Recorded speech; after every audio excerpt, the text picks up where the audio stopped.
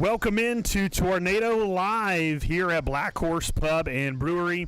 I'm Heath Dunkel alongside Scott Dunkel. And Scott, it's hard to believe that we're already back here again at football season. Seems like yesterday the Tornadoes were winning their 23rd state championship, 10th consecutive in a row.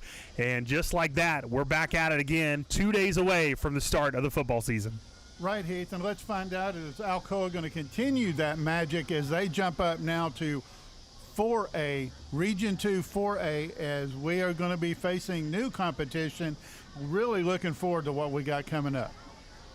Yeah, an exciting lineup for sure. If you look at the Tornadoes and who they've got in 4A football, Gibbs, Union County, Fulton, South Doyle, Heritage, and Anderson County in the 4A slate.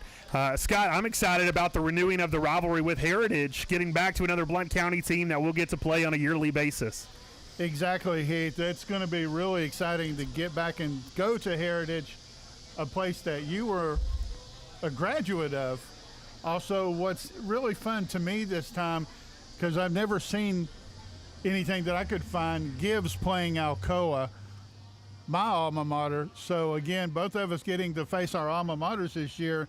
But Alcoa is going to start off 7 straight, take a break, and then finish with 3. But the most intriguing, I think, of the season this year, looking at our schedule, is going to be Anderson County. Yeah, Anderson County, Scott, one of the teams that more than likely will be the team at the end of the season the Tornadoes will be battling it out for that region crown. But for those of you that maybe missed it a minute ago, I know we were talking a little bit more about this 4A slate. A lot of really good teams in 4A that we're going to be able to have the privilege of playing. Great opportunity potentially even to play Greenville in 4A later on in the playoffs. That'll be a team that we've now had some recent success with also. But, Scott, we talk about 4A, a lot of fun things happening there. As you mentioned a minute ago, Gibbs, your alma mater, Heritage, my alma mater. Fun to be playing both of those teams. But we move before we get into the 4A slate, we've got a really big one in week 1. And so as the band will get ready here in just a moment, let's talk about the Battle of Pistol Creek as the Tornadoes will gear up for the 97th meeting in the Battle of Pistol Creek at home, looking to claim a victory, something they have not been able to do at home in quite some time against the Rebels, and they're looking to get some revenge. It's the Rebels who own the series, but it's the Tornadoes who've won 2 out of the last 3. Right, Heath, and the thing that is very interesting between the two is the fact that, as you mentioned, the last 4 years, the home team has lost that game. The visitors have come in and taken that game. But last year with Alcoa coming into Maryville winning 24-17, that was Maryville's first loss of the season. Alcoa wants to start Maryville off with a loss this year as well. The Tornadoes return 9 of 11 starters on defense, including leading tackler Darius Sutterth, a big-time playmaker. We're hopefully going to have an opportunity to talk with him a little later tonight. But, Scott, there's really nothing like that football game, and getting a chance to do that in week 1, you've really got to be ready. When I think about some of the storylines for that one coming into it, you know, one of the biggest ones for me when you think about Alcoa is really the heat right. factor. You got a lot of players playing both ways. And got to give a shout-out to Peggy Bratt. I know a few years ago when it was a really hot game and Tornadoes came away with a victory, we talked about really her influence on the team and really making sure they were prepared and conditioned accordingly to be able to last all 4 quarters versus a team in Maryville that a lot of players only play one way. Right, Heath, and she does an excellent job for that. We've seen that year after year. She has these boys conditioned, ready to play, and they're going to get out there. And it's going to be a really good game coming up Friday night. And like we said, Alcoa's got to break that string of the visitors winning. Let's send Maryville back home with a loss. Well, it's one of those games, too, that rivalry games can bring out so much emotion. So it's really about controlling that chaos and making sure that you keep the energy, you stay hyped, but you also use it correctly. I think about Jameer Turner last year. Man, what a key cog he was energy-wise for the Tornado football team. You saw Eli Graff make plays. You saw Eli Owens make plays. You saw Jameer Turner with a field goal block, but I thought even more importantly, Jameer Turner brought the juice. He brought the juice to that sideline. He brought it to the fan base, and he really helped continue to keep those players going in those last few quarters and allow them to come away with that victory.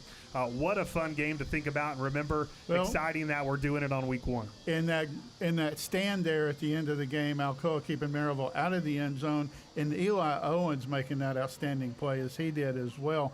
But Jacoby Cooper making that 57-yard touchdown catch, getting Alcoa on the board too. Big game, big part. Well, and Jacoby Cooper Scott, another player the Tornadoes will really rely on this season in the receiving corps. Him and Jameer Dean taking another step.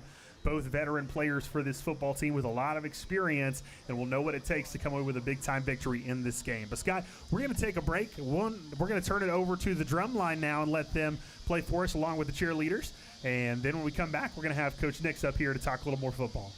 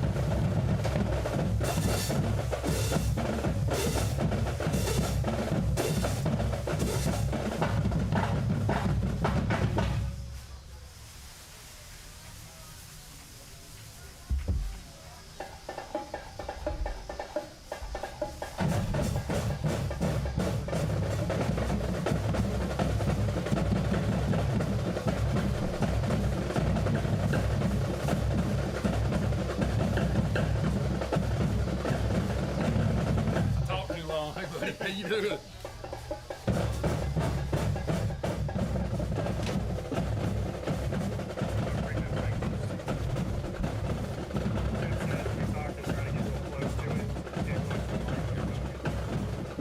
Do get close to the mic. Yeah, do get close to it. So that way it can pick you up. Perfect.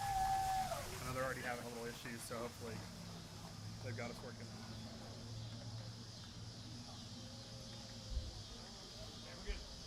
All right, thank you guys. We're back up here on Tornado Live with head coach Brian Nix. And Coach, thanks so much for joining us. Appreciate you taking the time. Hey, thanks for having me. Appreciate it. Coach, super excited about this football season. Last year, I like to say on the air, it was our Jordan year, going for our 23rd state title. That's exactly right. This year, a little bit of the Mamba mentality, going for our Kobe championship as well. But the Coach, not to look too far ahead, but you look at this slate this season, moving up into 4A, a lot more teams now on the region schedule. It makes it a little easier when it comes to scheduling opponents. But how you feeling about the new slate? Yeah, I think it's exciting. You know, when you're playing new people, you get to do some different things. I know Gary Rankin was really jealous because he never had this easy of a time putting a schedule together at Alcoa. So that was nice. A lot more local teams, less travel. Should be some bigger school, bigger crowd. So all that's exciting. So it'll be a fun year. Yeah, I was telling Dad before we came on, when I think about one of the games in particular, Fulton, the last time I remember us being there, I called it the sinkhole game. Sinkhole game, that's right, yeah. So hopefully we don't run into that anymore when we go back to Fulton this season. But switching gears for a moment, you mentioned him, Coach Rankin, who is on the verge of getting his 500th career win with Boyd Buchanan, but a lot of those with the Alcoa Tornadoes. And I know you got to really learn a lot from him. What does that mean to you, just to see him get that accomplishment and know you had a little bit of a part in it? Yeah, I think that you take pride. I think that's it's a misconception that it's all about the head coach and your head coaching wins, because I know these wins now go by my name, but I tell you that the guys that coach with me have just as much of a contribution as I do. I mean, this is not happening without all these guys that I have with me, without Goose, without David Sweetland, without Richard Gamble, without Chris Colley. I can name everybody who does so much to contribute to it. It was an honor to do that for Gary and with Gary, and he was just a person that, mentored me so much, but just he showed me how to treat people and just how to work. And you just look at, he really lived with the pressure of expecting to win or be in a state championship game for 31 years. I mean, really, first time at Riverdale, his time at Alcoa, and there's some weight with that. And people who have never done that or never been through it don't understand the weight and all the expectations that go with it. And I thought he did a great job of just enjoying the moment, enjoying the process, not focusing too much on the results. So just, ready to see him get that 500th win. He'll say it doesn't mean anything to him, but it should, because it's pretty special, and blessed and honored to be a part of it for sure. When you think about his journey the last few seasons, a great story came out recently talking kind of about some of the health issues that he kind of kept tucked away for a little while, just trying to deal with them on his own. But really glad to see he appears to be coming out on that on top and still being able to do what he could on the field. Talking about how football was really kind of a great distraction for him. Absolutely. And something to keep him going and keep him motivated. And so we're excited for him, and certainly rooting for him in week one and moving forward. But Coach, flip the script from 4A. Let's talk a little Battle of Pistol Creek. So you've got an opportunity, and I know we've talked about this last year, but maybe for those who haven't heard it, you've got an opportunity in a few different ways to be a part of this as a player, now as a coach as well. Kind of talk about what that rivalry means to you. I think if anything, over the years, it's gotten more and more built up. I think as we've won championships, as Maryville has won championships, as this community has grown, it was obviously a big deal when I was in high school. It was still the game that you circled on your schedule. But it just seems like it's taken on more emphasis. And I think it's just great for our communities that our kids and our coaches, our cheerleaders, our band, that they get to be a part of something like this. It's a high school setting that most people will never be able to be a part of. So definitely blessed to be able to do it. Yeah, it's such a special rivalry, and like you said, being a part of it, just even as a broadcaster over the years, just gotten more and more entrenched in it. A little funny this week is I'm spending some time at the elementary school, and they're having color week in kindergarten, and the week on a Monday was wear red, and I said, guys, I ain't doing it. Yeah, that's right. Said, you can't have that. I ain't wearing red on throw Monday. away the red expo markers. So I came in with my Alcoa shirt, and I just said, sorry about it, guys. You'll have to take Alcoa colors on Monday. But absolutely. But yeah, I mean, this rivalry is so special, and to get to do it week one, you can look at it a few different ways. But I think the biggest thing I think about, and I was telling Scott a minute ago, is I think about more of how important it is the first week of the season to be hydrated and conditioned and ready in this type of weather when you've got a team that's 3A, now 4A, but a team that's smaller than Maryville, that's going to have a lot of guys playing both ways. I know Peggy's done a really good job of that, but what do you guys really focus on leading into this week to make sure they're ready? I think a couple of things. We've done better at, we give them electrolyte drinks after practice. We give them shakes after practice. We try to educate them about taking care of their bodies, about rehydrating, about refueling themselves, about getting adequate sleep. We've tried to do a couple of last few weeks, do some practices in the morning to stay out of. We went Monday morning just to stay out of this, because sometimes it's just you get so depleted and then you can't put that back. And so I think it's just trying to be more intelligent about how we prepare and leading up to it. Really at this point it's time to start recovery and start getting their bodies ready, but trying to talk to them about all the things they can do, but giving them all the help that we can to prepare themselves. And I think a game like this, and 4A will require it this year too, some more depth. You're not going to play this game with 13 or 14 players, and you're not going to win the 4A state championship with I think we've been tasked as coaches with developing guys who can come in and play 20, 30 snaps a ball game on one side of the ball and give our team some depth. And I think that creates some more buy-in from your players for sure. Scott, I'll turn it over to you so I won't hog the mic over here. Thank you, Heath.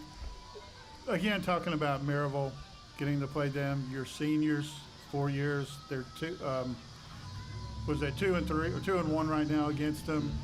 To them and to the seniors past, how important is this game to them? If you ask our seniors every year, they would tell you we want to win the state championship and we want to beat Maryville. So people will tell you that one game is not all games are important. Well, that's not true. Especially you go to Army's weight room and the bumpers in the weight room say beat Navy on them. Right. I mean, there's games that are different. That's what our seniors want. So to me, it's less about what their final record. They want to go out there senior year beating Maryville.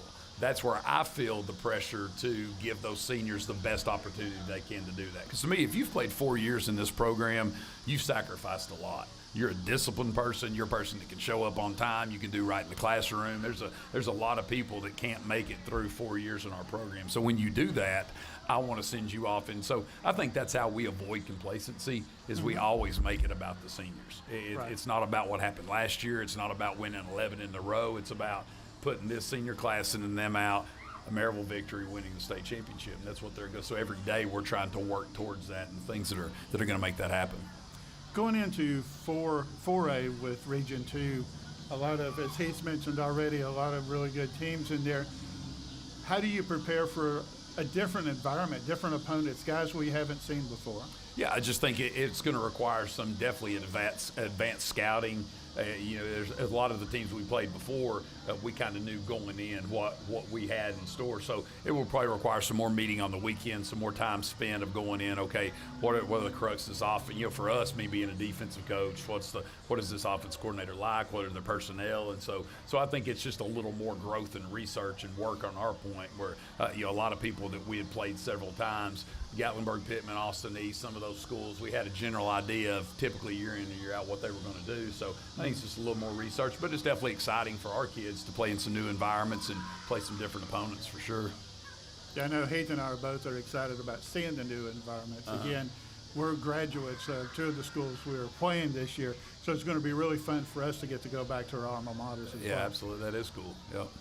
Coach, when we talk about playing Maryville week one, I know obviously the last few seasons we've played teams like Ravenwood in week one, so it's not like we've shied away from hitting the ground running. But when you talk about playing your rivalry game, first game of the season, is there anything different that goes into preparation in the offseason and getting those boys ready? Like, is there more scrimmages involved? Is there anything else? Because some teams have a couple games to kind of work off the rust a little bit, if you will, and figure some things out. But it's not really that way this season for Alcoa. So how do you get them ready, and is there anything different you did this offseason? Not really anything different than all the other ones, because like the last 2 years we played Ravenwood, which last year was probably one of the top 5 teams in the state in any classification. Pretty unbelievable. We were leading that game at halftime and battled and really made our season opening up for that. I think this game is different because of the emotion that's involved. I think, as far as the opponent, Ravenwood was a great opponent, great coaches, all those things that you'll get in Maryville, but there's just so much more emotion in this game. You've got to do the things it takes to win, but you can't want to win so much that you're afraid to lose.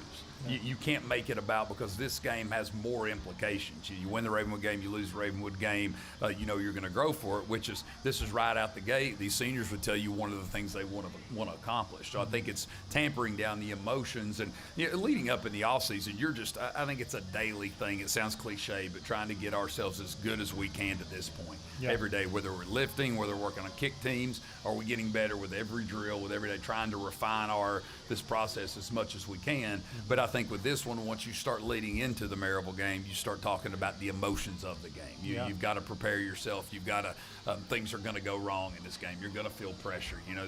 It's going to be super, you just talk about it in practice, just communicating. A lot of times at a high school game, you can literally just yell out there to somebody. Whereas in this game, if the ball's down on the 30-yard line, our defense is out there, we got to be able to communicate. We got to be able to signal. So there's just some different things about this game that go into it. But I think more than anything, it's managing the emotions. I think when you lead off with a quality opponent, you better make sure you're fresh. And you have to have, I was talking to some other coaches, and they're not, they think their week one game is going to be a wash. So they're putting in special teams this week. Like, our special team's been in for a month. Like, we're refining, so we've got to be to the point where it's almost like we're mid-season form. Like, when we came into this week, nothing new went in this week. We've had everything in, we've worked everything. We've got to be as refined as we can, but also I think you've got to do that early and plan your work early, so that when you get to this week, you can pull back, because more than anything, you want your guys fresh. You want them energized, you want them excited, and you can tend to want to do too much in these situations. So. Well, you were talking about using your energy the right way, and that was something I was talking to Scott about a moment ago. Is, to me, that's always the biggest fear in a game like this, is there's so much built-up energy and excitement. Sometimes someone makes you mad enough, you got to really be able to hold your emotions in check. So this is the type of game where, especially when you think about the side of Alcoa, we need everybody. We need everybody in this game, and so you've got to be able to really keep those emotions in check, use them the right way. I think of 2 players who used them the right way last year, and Eli Graff, it just felt like nothing fazed him. He was able to stay really even kill, whether it was a high or a low, and keep the team going. And then Jameer Turner used the energy the right way after a field goal block, hyping up the fans, getting the crowd going again, getting the sidelines energized again. So just really recognizing when use that energy the right way is certainly super important. But Coach, something else I want to talk about too is, you look at kind of some of the differences right now with Alcoa coming in with a new quarterback in Manu. Now he's got some experience waiting his turn. Now he comes in. You've got Will Jones, who we know what he's about, and we've seen him, and we saw him make some really good plays last season. Obviously, he's got an older brother who's a pretty good quarterback in his own right. But for Will Jones specifically, how do you really focus on maintaining your rushing lanes and not over-pursuing and allowing him to get out of the pocket? Yeah, I think, and just understanding he's going to have some runs. There's going to be time. Protection's going to break down. He's going to run for the first down. You can't allow that to frustrate you. you've got to continue to rush. You've got to continue to pursue. You've got to, elongate the play, try to keep him in a situation where you know where he's going, try to force him. But just knowing he's going to break some runs. An athletic quarterback like him, you just got to make situations where it's not easy on him, where he can't just hit that. A couple times last year, he hit his back foot and he threw on time, and that's when it can get really dangerous for you. So trying to just put him into some situations where he's got to go off his second and third read, and just like I said, understand not getting frustrated when he makes some plays, because he's a great player. He's going to make some plays. We just got to make one more than he does. Well, people talked about the talent of this Alcoa football team last year. One of the things I said to him is most of our team's sophomores. So we had a younger team last year in a lot of ways. What about that young secondary? What did they learn, and what growth have you seen from them now, with a lot of them now moving into their third year? I think the biggest thing is maturity.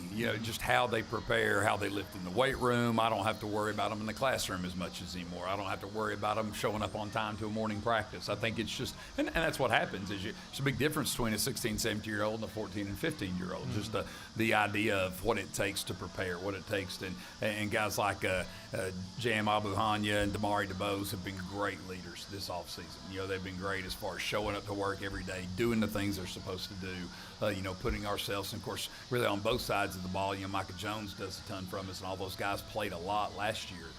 So it's been, it's been just the maturity of how to prepare and what it takes. They played really hard last year. It's just, there's some growth, knowing what we will get out of them when they get in a critical situation now, I think, is as much as anything. Yeah, absolutely. Well, before we take a break, Scott, you got any more questions? I'm good. He's answered a lot. I know we like to keep Coach Nix busy. Well, Coach, I'll leave you with one last one. I'm just kind of talking more about some players individually.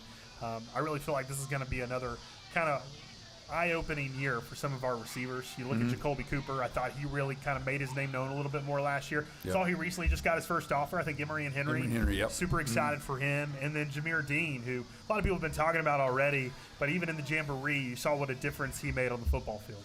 Yeah, I think you just look at Jacoby, how much better he's gotten. I mean, coming out of middle school, we thought he could be a pretty good athlete, but he's just progressed year after year. He shows up on time. He doesn't get in trouble. He's worked it. You just look at how he's changed his body over the last 3 years. I mean, he's a built dude right now, whereas he wasn't a couple of years ago. I think the same with Jameer Dean. The work he's done, really learning to train and work in the weight room, he's given himself another gear. Like, I feel like he's got a burst right now that he didn't have. It's always been a phenomenal athlete, phenomenal body control.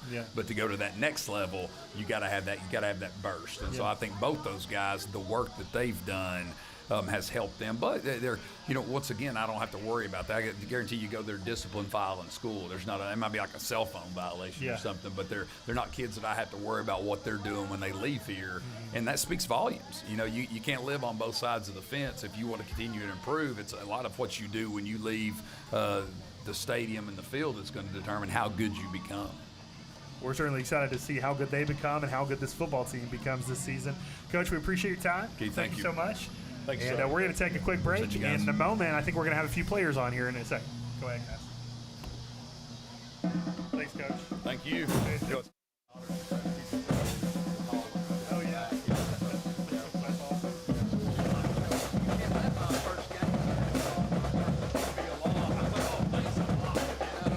No pressure. Appreciate you, brother.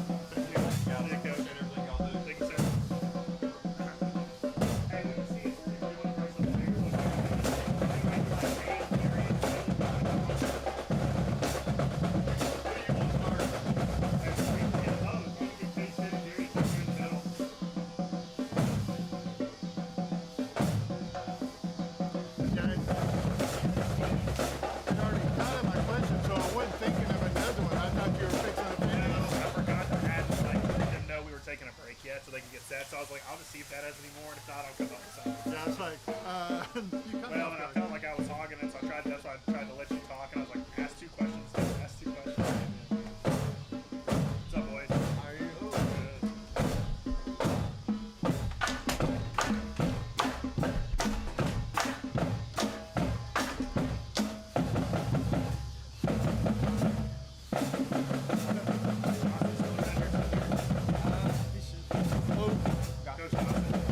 Yeah, I don't know where. I seen him a minute ago.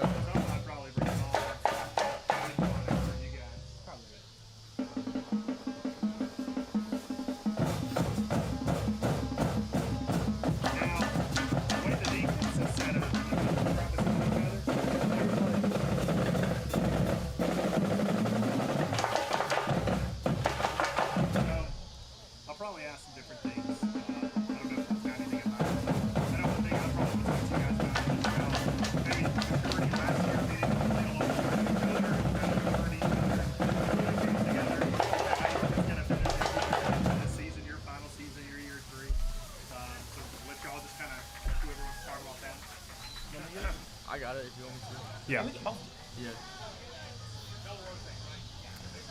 All right, thank you guys. Back here on Tornado Live, and I've got 2 phenomenal gentlemen up here with us on the stage, Darius Sutterth and Cade Stinnett. Guys, we appreciate you guys joining us here on the set. Want to just kind of really jump and dive in. I was talking to you guys about this a minute ago, so we'll just start here. The 2 of you last year got to play alongside of each other on the defense and really learn at the linebacker position how to communicate and how to get to know each other and know kind of where each person was going to be at the right time. How much do you feel like that has helped you now moving into this season? I think it's helped a lot because, my fault. I think it's helped a lot because we spend like 3 hours a day with each other. Like, we're with each other in every drill, so he's almost just turned into one of my brothers. So, like, I know he's going to be in his spot no matter what. And, like, I just feel like I can rely on him no matter what. He's going to do his job, and I don't have to worry about like any sign. I can just do my job. He's gonna do his. And with that, I think we still are learning more and more from each other and starting to play faster off that relationship that we had built. And I'll say it right here. I think me and Cade got the best feel fold in the state. I think when we see a pulling guard, we get on it. You know exactly what's happening. I love it. Well, that's something you're going to have to be ready for on Friday night, right? A big-time game with Maryville in week 1. What's that mean for you guys, too? I mean, you guys, the last few seasons have played them near the end of the year. Now you get them first game of the season. What is that going to be like for you all? It's going to be an adjustment. I think it gives us more time to get ready for them since they're our first game. We started a while ago just learning their tendencies, everything, how they've changed from last year because it's not the same team. They have different strengths, they have different players, and we've just been adjusting to all that. Cade, for you specifically, I mean, last year moving here from Greenback, getting to kind of learn what it was like to be a Tornado. What was that first year like for you? I had a blast. I had never been a part of anything like that until I got here, and I wouldn't trade it for the world. Like, this is probably some of the best years of my life is getting to play with these guys. I love it. Scott? Thank you, Heath. All right, you guys are upperclassmen now. Sir. What do you bring to the leadership roles to help the younger guys get ready to keep everything going for Alcoa, keep this stuff, keep this winning tradition going on? We just try to push them at practice, make sure they're getting in the drills, getting their reps, like just trying to get them to get in there and get experience. And then when we're in, watch us, watch how we like go about the business and just learn from us. Perfect answer. Perfect. Do you take, like, any of the players, you're watching them in game time, you're going to see this more, or even during film study, do you take them aside and say, hey, I saw you were doing this, you might want to do this instead? Yeah, that's one of my favorite things to do. I like to be a coach out on the field. So, look, I'll go to all the freshmen or anyone, like a JV game. I love to coach people up and make them better because that's just what I love to do. All right, we got a new region. Yes, sir. You got new guys you hadn't seen before, new teams, new offenses. Mm-hmm. What do you think about getting all this newness here with the Region 2 4A coming up? I think it's a great opportunity, just getting to get new competition out there and just see like we're better than people are thinking we are. Like, we're not in 3A no more. Like, we can show up, compete at a different level. And I also think it's better because we don't have to travel so far this year. We don't have to go to, Scott County, nothing crazy. We get to stay kind of local. Yeah, Scott County, Kingston, all that. And with those different teams comes different stuff that we have to adjust to as well. So it's been a lot of adjustment on our end, a lot of changing from this and that, but we're ultimately prepared for 4A, and we're ready to take it over. Well, really fun 4A region that's going to be exciting to see how we go throughout the season. But, and Cade, for you specifically as a senior, you've got kind of a unique opportunity, in my opinion, as really kind of to setting the new standard in 4A for Alcoa and setting the senior class out the right way. And then Darius being able to take that torch next year and really continue it forward is going to be something really fun. But, guys, something else I wanted to talk to you about from the defensive side, you've gotten a really good look at the offense this offseason, getting to watch their growth and their maturation. Our young quarterback, now a junior, and Manu, who's waited his turn, now gets his chance. I kind of call this one of my storylines this week is the Manu revenge game, is getting him an opportunity now against Maryville. I vividly remember the Jamboree last season. I'm sure he does too, where he got on the field and the student section for Maryville was yelling Maryville reject, and he drops back and throws a bomb for a touchdown. And I was so excited in the booth for him because I knew that probably meant a lot to him to be able to have that moment. But this is a big moment too, right? Is now he gets his chance to be the guy against the team that called him that reject, and now he gets to kind of shut him up at Alcoa on our home turf. What have you seen from him this offseason in this offense? I think he has turned into a completely different player from last year. Like, he has took this and just ran with the opportunity. He has gotten better every single day at practice, and I can't wait to sit on the sidelines while the offense is on there and just watch him play. True. Yeah, you talk about Manu. I love talking about Manu because I love what he brings to the table. I love his energy, his excitement level. He's committed to what he does, and all in all, he just makes us a better team. Well, and you've got a really good group of guys around him, too, offensively. I mean, last year we were looking at the running back room, and I don't think we really graduated much. We've got a full stable coming back this season. We're loaded at running back. I saw Damari DeBose is also now playing some running back as well, so another weapon in the backfield. You've got your talented receivers on the outside, and you've got some new guys that have come in as well. Like one of them, I believe, Haynes Hawkins has come in, and I've heard he's done some good stuff, a youngster that's kind of trying to make his name known as well. You got some guys defensively. Big Ton. Talk to me a little bit about Big Ton. Dude, I love Big Ton. We hit it off as soon as he showed up. We ended up in the same advisory class, and that's my guy. Ton, and he will go to war for anybody on this team.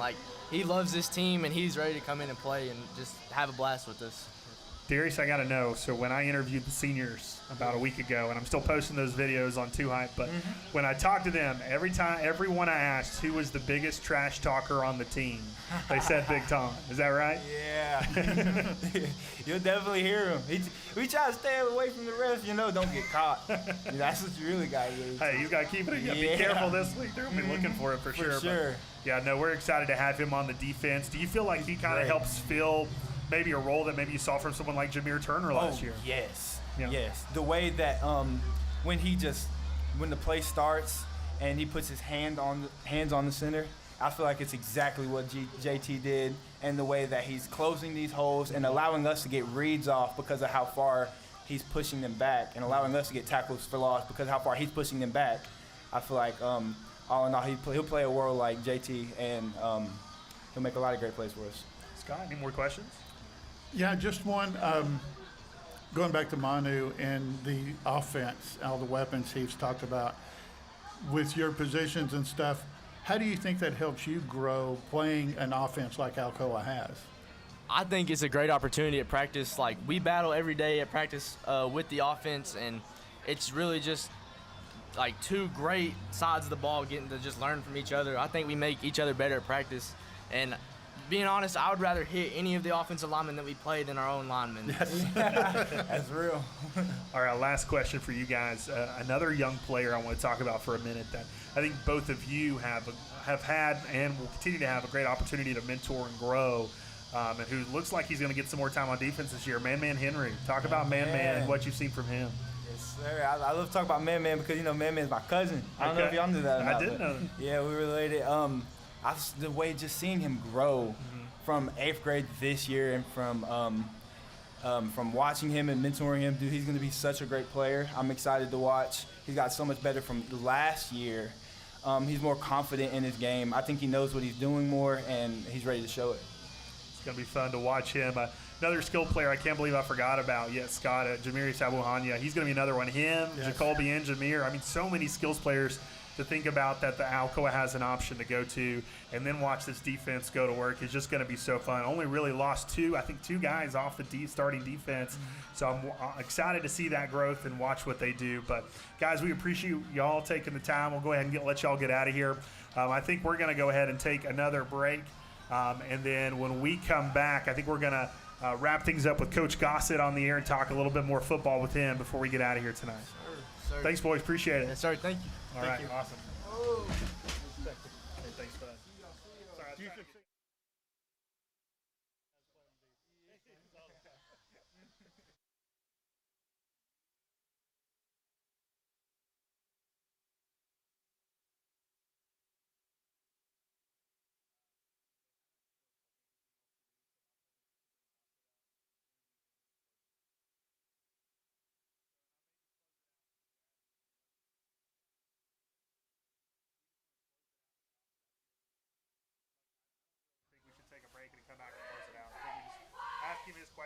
close it up.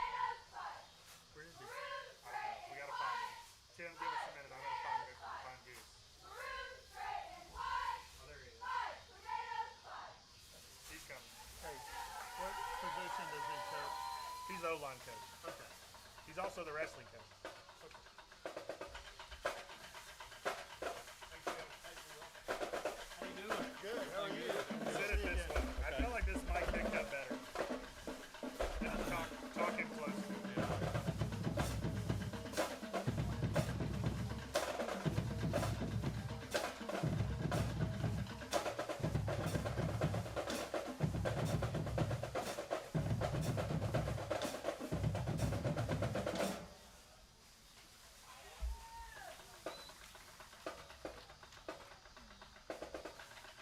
Dan, do you have any specific questions that you've got in mind for the coach that you like to ask him yet? Or anything in mind you want to talk about? Go over his feelings about what he thinks we're going to see in 4A with the new region and stuff. Yeah, that'd be good. You're prepped for that. Yeah, I'm good. Okay. I'll probably talk to you about Jacob Crow and then what you've seen from your other linemen and growth as well as maybe another name that people aren't talking about enough that you've really seen take a step this year. Okay. These guys. And then also just like who's stepping up now that we've lost 2 linemen off the starting line and Isaiah Emmer and Ryan. Okay.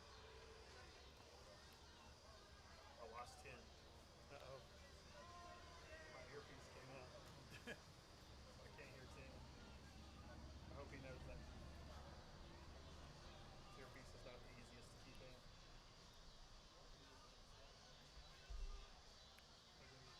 Okay. Yeah, I'm ready.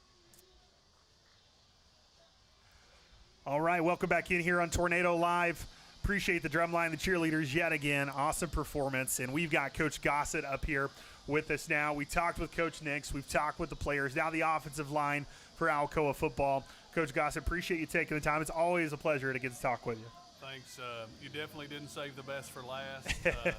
Doesn't get much better than Brian Nix on the horn, and then Darius and Cade are about as good of kids as we got in our whole school. So, well, Coach, speaking of some other kids, too, that you've got, and you kind of focus on that O-line and watching them grow and develop. Jacob Crow, a young man who has committed to Texas Tech to play his collegiate career. Can you talk about what you've seen from him the last few seasons and what an exciting opportunity that is for him? So, a lot of people don't realize, last year was Jacob's first chance to start as an offensive lineman for our program. And as a freshman, he came into us and he'd never started a game in football at all, never started a game in middle school.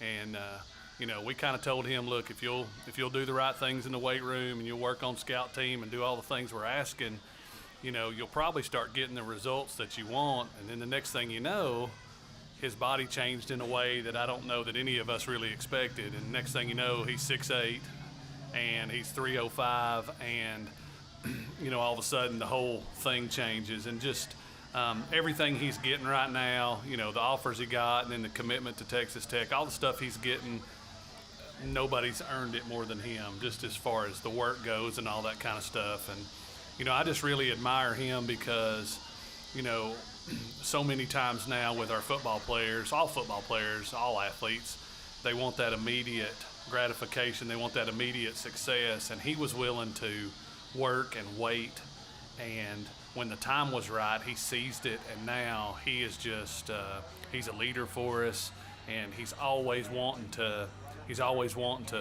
be better than he is right now. And here he is going to Texas Tech, Power 4 school, and he looks at you every play for a coaching bit or a tidbit or something like that. So just a great kid and great family, and it's just a real testament to the values that we hope we can instill in our football players. Well, and what a great lesson for him, but also for those around him to be able to see just kind of, hey, when you're patient and you wait your turn and you put in the work, the results, and what can turn out of it, the fruits of your labor. And yeah, it's great for him. I don't know that anybody would have thought that we'd be here where we are with our offensive line after that Ravenwood game last year. Mm-hmm. A lot of those guys, it was their first high school start, and it was all we could do just to survive that thing up front. And, here we are, a year later, and we're as good an offensive line as there is anywhere, no matter what school, no matter what class. And it's really just a testament to a bunch of guys who decided, you know what, we're going to be elite, and we're gonna try to win every play. And I just hope I don't hold them back too much, really. But when I look at this game coming up with Maryville, they lost some guys on both sides of the ball too. It really feels like the battle of the trenches is really where it's going to be won. Maryville lost, I think, the right side of their line on offense, trying to replace those positions. They lost some key players on the defensive line as well. For you guys, you lost Isaiah Emmert and Ryan McCourt. How have you been able to fill those holes and then let your older guys be able to continue to carry the torch? Yeah, so 3 of our 5 offensive linemen that are going to be playing this week had never started in high school until last year. And then Sam Garland came in last year from Greenback and really was a 6th lineman, played like a starter for us. So coming into the spring, we thought, okay, we got 4 linemen back, and then Ton Brazelton moved in from Bearden, and he's kind of solidified that 5th spot. But also Lane Ferguson's going to be a factor in there some. Elijah Carter's had a good camp. Mark Avery's growing a little bit. So we've just got some, we've got to develop some depth there. We've got to have some kids take the next step. But most of these guys, last year was their first year starting, really being in the fire. And like I said, to be where we are right now is just a real good testament to the work that they've been willing to put in and the effort. And we feel like that if a kid's willing to come in and work and take care of things in the weight room, we feel like we can turn them into good football players. And no position does that hold true more than the offensive line. So I think we've come up with a pretty good system of how we want them to do things and teaching them how to do it. And then they have done a good job of learning what to do. In other words, in the scheme, who are we blocking, who we got, all that kind of stuff. And so when you know how to do it and you know who to do it against and what to do, it's a pretty dangerous combination. And then the fact that they're big and strong and tough and all that kind of stuff. I'll be honest with you, win, lose, whatever, Friday, I'm pretty excited to watch those 5 guys go to work because they've had a great camp and they've got a lot of passion for playing football. And I'm just not sure that I'd want to be somebody that had to go against them for 70 or 80 plays on Friday. What it really feels like, too, you can have the most talented linemen on the field, but if they don't know how to communicate and work together, they're going to struggle. And I think that's a really important thing, too, is that camaraderie and really being able to play as a unit. Yeah, and those guys, they're close, and they hold each other to a pretty high standard. And that kind of happened on their own. Like we haven't really verbalized like, hey, you got to hold these guys, you got to hold each other to high standard. They've just kind of done it, and they don't, they want to win every snap, and so like I said, I'm just excited to watch them grow and develop, and I'm excited that we get a chance to open up with Maryville and go against their defense and the scheme that they bring and the skill that they bring and the good players that they got. I think that's a great test. And if you're really a competitor, then you want to go against really good people every chance you get. Scott? Thank you, Heath. Coach, you got Maryville start off with, Bearden 2nd week, West 3rd week or 4th week. So a little bit of familiarity with some schools, although Bearden and West both, I believe, are starting with new coaching staffs as well. So that's going to be a little bit different. But what do you do prep-wise for your team as you coming into a brand new region, new teams we hadn't seen before? What does that look like? So the first thing I'd say is that it was time for us to have a change in the region. It was time for us to play some different teams and go against some different competition. And I think the move to 4A is going to be a good thing for that. It's probably less familiar for the coaches than it is for the players because our middle school program's been playing in the MAC League in Knoxville. And so they've been playing a bunch of those teams in middle school. So Carter and Fulton and South Dole and Gibbs, to name a few there, that are in that region. And so in the MAC conference. So the familiarity is going to be more for them and a little less for us. But I just think I think it's generated a lot of excitement for our players because they're going to get to go against some people that they've never gone against before. And from a travel perspective, I think it's always a good thing when you can play against teams that are, local to you. Having Heritage back on the schedule, a team here local is going to be a big thing. And obviously, like Anderson County's won a state championship within the last 2 or 3 years. They went to the semifinals last year in 4A. And it's probably a good time for us as a program to start going against some teams that don't have any familiarity with us, and we can kind of introduce ourselves to them a little bit. And I think that's going to be a fun challenge for us. I'm just glad for the kids because it's hard going against those same teams over and over again. So I think it's good that we're in that region and we can play against some teams that we haven't really gone against before. Coach, who's a lineman that maybe people don't know about yet, but you think is really going to be the next one that people are going to hear about quickly? Well, I'm not going to tell you just one because I just can't do that. That's fine. But probably the first name that comes to mind is Marley Watts. He was an All-Stater as a sophomore, and a lot of people don't realize that. Just dominated all spring, has dominated all fall, plays with an edge, sort of quietly competing with Crow all the time to try to be the most aggressive and the most physical and that kind of thing. And then, you got Colton Moore up there who probably has the most experience of all those kids in terms of playing, but has had to play some guard for us, has had to play some tackle. Last year we needed him to be the center. He moves in there to center, and just he's probably the most selfless of those 5 guys up in there. And then Sam Garland, comes to us from Greenback.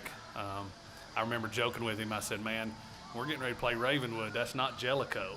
Like we're not going against Wartburg here, dude. Like, and you know what? He hadn't backed down a second. Yeah. And just growed and developed, and and now he can go with anybody we go against. And then, having Ton move in from Beard, they played that really tough 6A schedule, and that dude loves to play football. And so, it's just an aggressive group of kids. Lane Ferguson's developed really good, Elijah Carter, Mark Avery, just all those guys.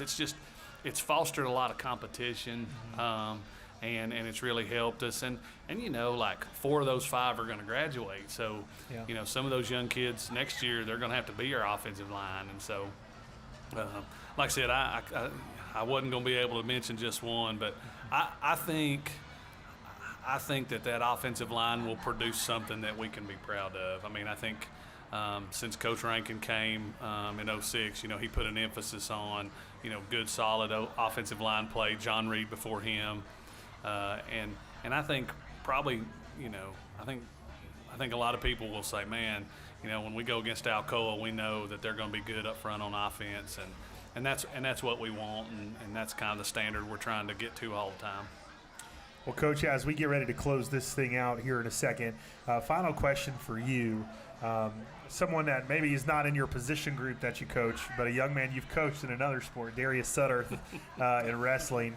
Can you talk to me about what you've seen from him that, I remember playing football, and coaches would talk a lot about how wrestling really transitions to football and really helps you on the gridiron, but how you've seen that maybe have an impact on him and what his growth on the field. To me, there's not a better complementary sport for football than wrestling. If you're a football player and you're not doing anything else, and you want to pick some sport that will help make you a better football player, wrestling is it. All the things that you do in wrestling translate into all the things you do in football. And it's not the only good sport. If a kid is playing sports in high school, that's what they should be doing because it's a good time, But, the biggest thing is, I'll just tell you, our wrestling kids will flash. They'll flash on Friday night. Darius Sutterth will flash. You're going to be calling his name. Kenny Harris is a state placer for us at heavyweight, plays D-line. He's going to flash. Yeah. Those 2 guys, when the lights come on, and part of the reason why wrestling, everybody thinks it's a physical complementary sport, and I do think that's some of it, but a lot of it really more is mental, because in wrestling, I'm competing against someone else, and there's nobody else out there. Yeah. And so, when that translates into a team sport, I'm not worried about all the other things going on. I'm focused in on my job, and I know that every individual play I got to compete at a high level, because if I don't do that in wrestling, everybody's going to see. Yeah. Everybody's going to know, that I didn't compete at a high level or I did this. So when it translates to the football field, what happens is those wrestling guys, when bad stuff happens, they're used to that individual competition, so they just move on from it, and it makes a big difference. Like I said, our wrestling guys that play football, they're going to flash on Friday. You'll see them. Hey, we're looking forward to it. Scott, you said you have one more? Yeah, just probably final question here, Coach, and I'm going to flip the script a little bit from what I did with the guys a minute ago. Yeah. But for your line and stuff, what is it like to get to face one of the best defenses in the state on practice day after day? Well, I think the best answer is, whether it's Maryville or the state championship game or Ravenwood last year or whoever, if you don't want to face those guys, you're really not a competitor. You're really kind of a front runner. You're good when things are going good, but you want to go against the best, because you want to be able to react well when things don't go as good, and you want to be able to fight through some adversity. And those are the kind of things that make you different than other people. There's going to come a time later on in the season where there's going to be some hard times in a game, and either you're a competitor and you're going to fight through it and you're going to go and keep going, or you're not, and that front runner status is going to show up and you'll back down. And so for me, whether it's Maryville, whether it's whoever, you want to go against the best because you're a competitor, and you want to prove to yourself and prove to your teammates that you're willing to fight and work through adversity. And so, there's extra because of who they are, as far as the rivalry goes. But more important, it's just, instead of worrying about it being them, just worry about, winning this next play. And, if you put enough winning plays together, the result at the end will be what it's supposed to be. And that iron sharpening iron during football practice each and every day as well. Yeah, absolutely, yeah. Well, Coach, we appreciate your time. It's been a fun here on Tornado Live. We appreciate everyone who came out and got to listen tonight to some incredible interviews with some great group of men. And just to let you know as well, on Friday night, a lot of different ways that you can tune into the broadcast. You can listen on the NFHS network. You can listen on YouTube. And also, we are back on the radio on Jack 94.3 FM, 94.3 FM, Jack FM. Make sure you tune in if you're not able to come out to the game. We will also keep live social media updates throughout the night as well if you're unable to make it. But, Coach, thanks again. We appreciate it. Yeah, big shout out to the best school, the best community, the best cheer squad, the best band, the best everything we got in Alcoa. If you don't know that Alcoa is the best, come out Friday and you'll get to see it. Hey, that's exactly right. Thanks, Coach. And guys, take it away. Appreciate it. Thank y'all. Appreciate it. Yeah, appreciate it. Thank you. Yeah. Good luck Friday. We'll be up there right now.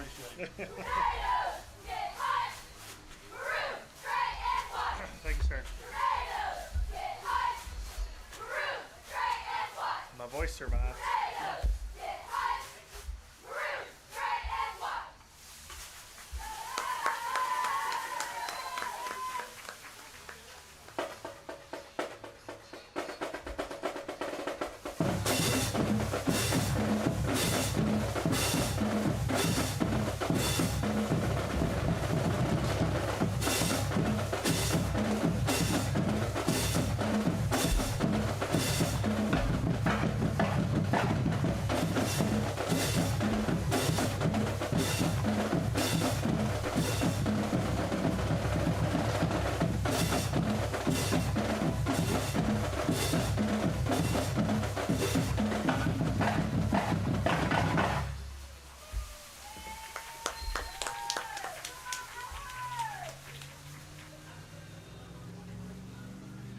Hey, isn't that information? What?